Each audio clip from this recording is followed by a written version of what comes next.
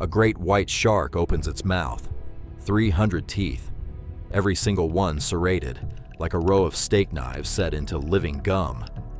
Jaws that can crush a seal's skull in one motion.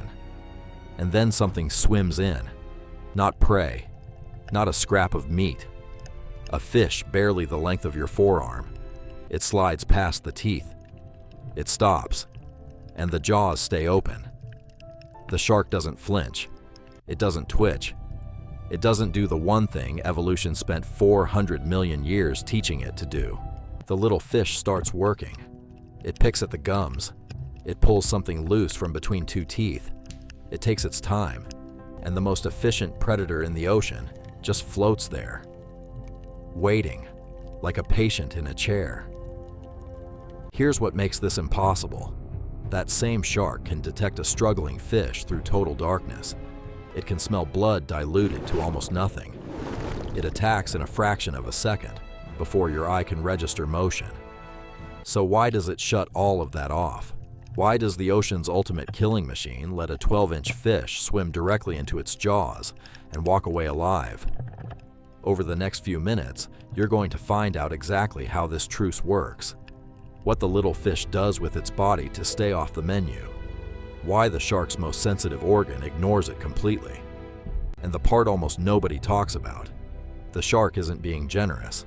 It's desperate. If you like the strange machinery of the ocean, subscribing takes 2 seconds. Start with the animal everyone thinks they know. Carcharodon carcharias, the great white. It has survived every mass extinction thrown at its lineage. It hunts on 3 continents at once, crossing entire oceans without landmarks.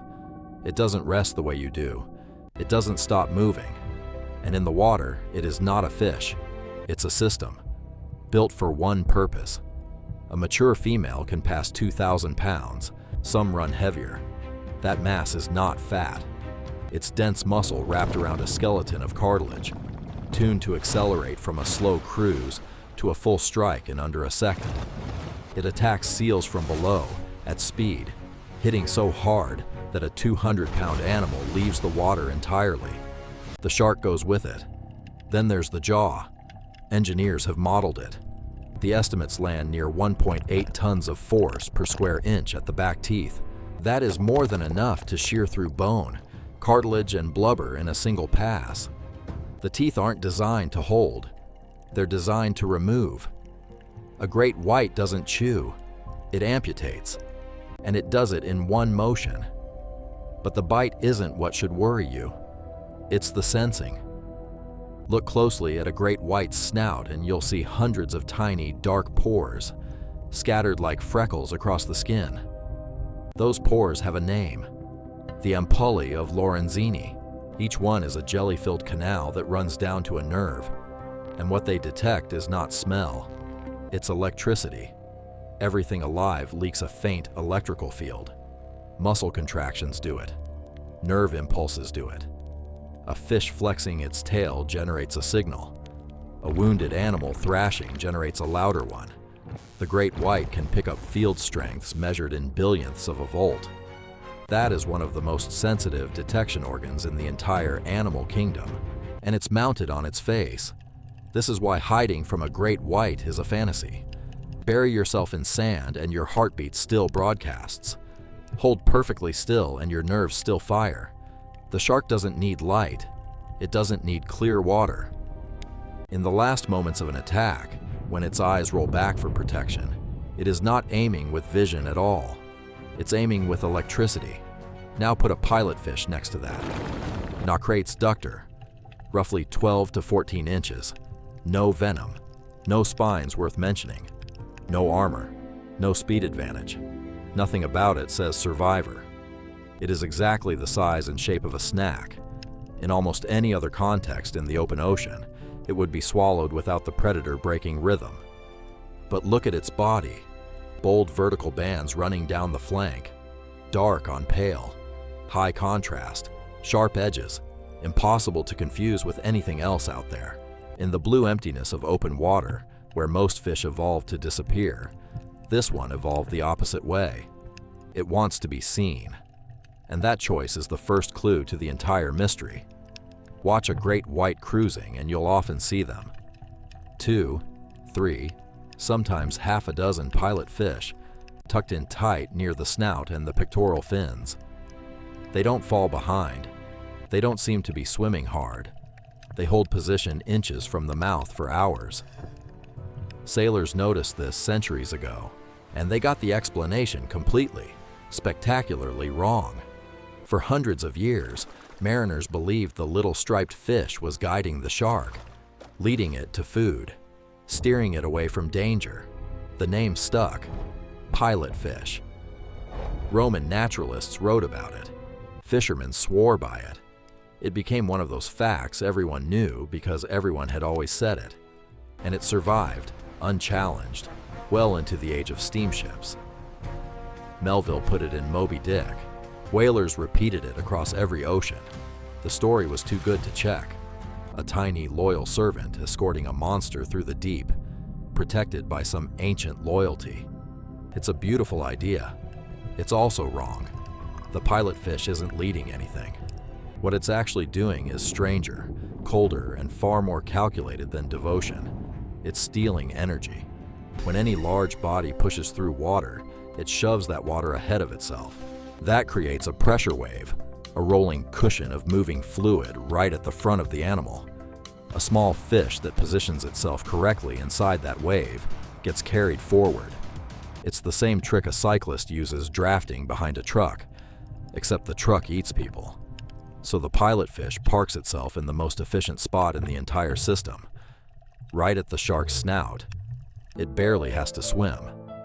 The shark's own muscle power drags it across the ocean, mile after mile, for free. That's a survival jackpot in open water, where food is scattered and distance kills. But it costs the fish something. Proximity. To hold that position, the pilot fish must live inside the strike zone permanently, not near the shark, against it, inches from the mouth, directly on top of the electroreceptor field. A single mistimed reflex from the shark and the arrangement ends instantly. So there has to be something else holding this together. A ride alone doesn't buy you safety.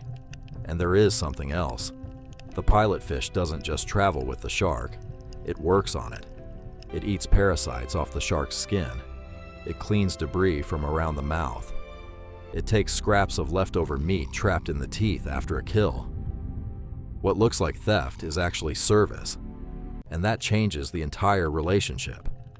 Understand what that means for the fish. It gets transport, it gets food, it gets protection, because almost nothing in the open ocean is willing to chase a meal into a great white's shadow. 3 enormous benefits from one relationship. The pilot fish isn't brave. It found the safest address in the sea. It just happens to be inside a mouth. This behavior isn't unique to pilot fish. Across the world's reefs, there are locations biologists call cleaning stations, fixed addresses. Certain small fish and shrimp set up there and advertise. Larger animals arrive, queue up, and wait their turn. Groupers, eels, rays, and sharks. Predators that would eat these cleaners anywhere else line up politely and hold still. Divers have filmed reef sharks parked motionless at these stations, while cleaner wrasses swim through their gill slits, inside, into the part of the animal that keeps it breathing. The shark holds position, mouth slightly open, fins relaxed. It looks sedated. It isn't. It's cooperating, and it will hold that pose for as long as the work takes. Here's where it gets specific. Cleaner fish don't just approach, they perform. They move with an exaggerated, undulating motion, rocking the rear half of the body in a distinctive rhythm before making contact. Researchers call it the cleaner dance. It's not decoration, it's a broadcast, a visual sentence that says, "I'm not food, I'm staff, and I'm here to work." And there's a second layer. Once the cleaner starts working, it uses its fins to stroke the client's body. Studies on reef systems show this tactile contact measurably calms the larger fish. It lowers stress. It makes the client stay longer and behave more tolerantly. The little fish is, quite literally, massaging the predator into not eating it. Put those together and you get something remarkable. A signal system between two animals that share no language, no social bond, and no reason to trust each other. Stripes to be recognized. A dance to declare intent. Touch to keep the peace. It's a contract written entirely in movement, and both sides have been honoring it for millions of years. But now go back to the great white's face. Because the truce explains the shark's behavior, it does not explain the shark's hardware. Those ampullae of Lorenzini are still there, still switched on, still capable of registering the twitch of a muscle in the dark. And a pilot fish darting inches from that snout is generating exactly the kind of signal they were built to catch. Think about the scale of it. The shark can pick up faint electrical activity at distance. The pilot fish is not at distance. It's in contact range, flexing hard, right on top of the densest cluster of receptors on the animal's body. From the shark's perspective, this should be deafening. A constant, close, unmistakable live signal, and the shark does nothing about it. The working explanation is that detection and decision are two different things. The signal almost certainly arrives. What changes is what the brain does with it. The shark's nervous system appears to filter familiar, non-threatening input the same way you stop hearing a fan running in your own house. The information is there. It just stops triggering a response. And the visual layer sits on top of that filter. The stripes, the dance, the stroking contact, all arriving together, all matching a pattern the shark has encountered its entire life. The predatory strike is a reflex, but it isn't automatic. It's a decision made in milliseconds, and these signals appear to push that decision toward hold instead of bite. Now, a caution. We can film this. We can measure the sensitivity of the receptors. We can document the calming effect of cleaner contact in reef species. What no one has done is put an instrument inside a wild, great white's brain during a cleaning. So the mechanism is inference, not certainty. Anyone telling you otherwise is selling something. But there's still a hole in the story. Everything so far explains why the shark tolerates the little fish. It doesn't explain why the shark would actively seek it out. Tolerance is cheap. Cooperation is expensive. Holding still costs a predator time, energy, and vulnerability. So there has to be a payoff. And the payoff is uglier than you'd expect. Sharks are not clean animals. They're mobile habitats. Their skin, mouths, and gills host parasitic copepods, small crustaceans that latch onto living tissue and feed. They anchor themselves in place. They don't let go. And unlike almost every other large animal on Earth, the shark has no hands, no beak, no way to reach around and pull them off. The gills are the worst of it. That's soft, blood-rich tissue with enormous surface area, and it's the only reason the animal is still breathing. Heavy parasite loads there mean irritation, damage, and reduced oxygen transfer. In a fish that must swim constantly to survive, an oxygen problem isn't a nuisance. It's a countdown. And then there's the extreme case. Look at the Greenland shark, a cold water relative. A parasitic copepod attaches directly to its eye and feeds on the cornea. Many of those sharks are functionally blind because of it. That's a different species in a different ocean. But it tells you exactly what these parasites are capable of when nothing removes them. So look at the arrangement again. The pilot fish and the reef cleaners aren't guests. They're maintenance. They're the only mechanism a shark has for removing something it physically cannot reach. Not a luxury, not tolerance. A functioning necessity in an animal with no other option. And that flips the entire power dynamic in the water. That's the answer to the question we started with. The great white doesn't hold its jaws open out of restraint. It holds them open because it needs the service. The apex predator of the ocean, the animal with no natural enemies, depends on a fish it could kill by accident. It is not sparing the little fish. It's hiring it, which creates a vulnerability, because if a signal grants access to a predator's mouth, then that signal is worth forging. And in the ocean, wherever a valuable signal exists, something eventually evolves to counterfeit it. Nature has already run this experiment, and the results are on record in reefs across the Indo-Pacific. There's a small fish called the saber-toothed blenny. It has evolved to look almost exactly like a cleaner wrasse. Same coloration, same size. It even copies the dance. A client fish sees the uniform, relaxes, and holds still. Then the impostor darts in and bites a chunk of flesh or fin and disappears before anyone reacts. It's identity theft with teeth. Now imagine attempting that on a great white. The strike happens in a window measured in fractions of a second. Faster than a startle response. Faster than a decision. If a fish gets the signal wrong, or approaches from the wrong angle, or moves like prey instead of staff, there's no correction and no second attempt. The jaw closes. That's it. That's the reality of the pilot fish's life. Not loyalty, not friendship. A performance it has to deliver perfectly, every single day, inches from an animal that could end it without effort or intent. It has no defense. Its only protection is being recognized. Its survival depends entirely on the shark reading the message correctly. Every time. Which leads to the question that keeps marine biologists arguing. Does the shark actually recognize individual fish? Not the pattern, the specific animal. Because in reef systems, there's real evidence that clients remember particular cleaners, return to preferred stations, and avoid the ones that cheated them. That's memory. That's reputation. In animals we assumed had neither. Whether a great white does anything similar is genuinely unresolved. Some researchers suspect they may build familiarity with regular associates. Others argue it's pure pattern recognition. No individual identity required. The data isn't there yet. And that gap sits right in the middle of one of the most filmed animals on the planet, still unanswered. Because here's the timescale involved. Great whites can live decades. Studies have aged individuals well past 60, some approaching 70 years.